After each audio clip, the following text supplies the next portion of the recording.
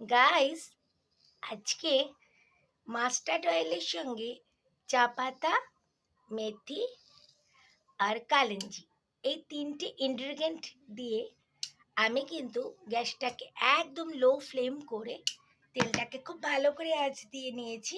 এবং সেই তেলটা যখন ঠান্ডা হয়ে গেল, সেটাকে স্টেনার দিয়ে একটা কাচের শিশির মধ্যে সেই তেলটাকে আমি ছেঁকে নিয়েছি। এবারে সেটাকেই এখন আমি খুব সুন্দর করে রাতে ঘুমোতে যাওয়ার আগে এটাকে কিন্তু আমি হেয়ার অ্যান্ড স্কাল্পে খুব সুন্দর করে মাসাজ করব। এটা কিন্তু খুব সুন্দর একটা হোম রেমেডি, যেটা হচ্ছে আমাদের হেয়ার অ্যান্ড স্কাল্পের জন্য একটা খুব ভালো একটা থেরাপি। এটাতে হয় কি, আমাদের গ্রে হেয়ার কভারেজ হয় আস্তে আস্তে। যাদের হেয়ার ফলের প্রবলেম আছে তাদের সেটাও কিন্তু এটা সলিউশন হয়। আস্তে আস্তে হেয়ার ফলটা একদমই কমে যেতে থাকে। কোনো জিনিসই একবার খেয়ে, কোনো ওষুধ একবার খেলে যেমন কাজ হয় না, কোনো রেমিডিও একবার ইউজ করলেই যে সেটা সাথে সাথে কাজ হবে সেরকমটা কিন্তু নয়। কিছুদিন অতি অবশ্যই এটা কন্টিনিউ করতে হয়।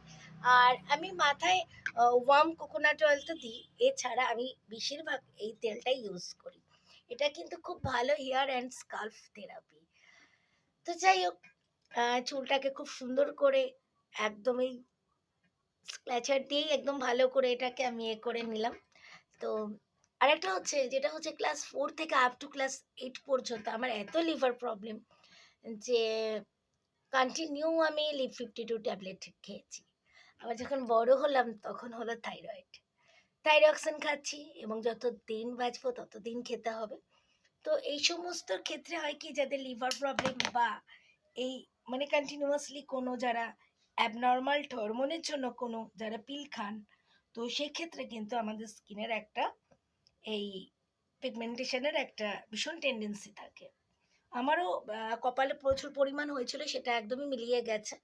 এটা আমি শুধুমাত্র রোজ ওয়াটারের সাথে কোকোনাট অয়েল, এবং কখনো বা অ্যালোভেরা জেলের সাথে কোকোনাট অয়েল, কখনো বা শুধু প্লেন জলের সাথে পাঞ্চ করে কোকোনাট অয়েল, এটা কিন্তু ফুল ফেসে আমি অ্যাপ্লাই করি। দেখো আমার কপালটা ফোরহেডস পুরো ক্লিয়ার হয়ে গেছে, এটা অনেকটাই ফেড হয়ে গেছে।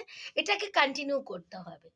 মানে যতদিন তুমি ওষুধ খাও, তো ঠিক আছে, ওষুধ তো খেতেই হবে, কিন্তু এটা তুমি একটা স্কিন কেয়ারের মধ্যে এই যদি রুটিন করা যায়, তো আমাদের স্কিনটা অনেকটাই তাড়াতাড়ি এই মানে স্পটগুলো কিন্তু ফেড হয়ে যায়।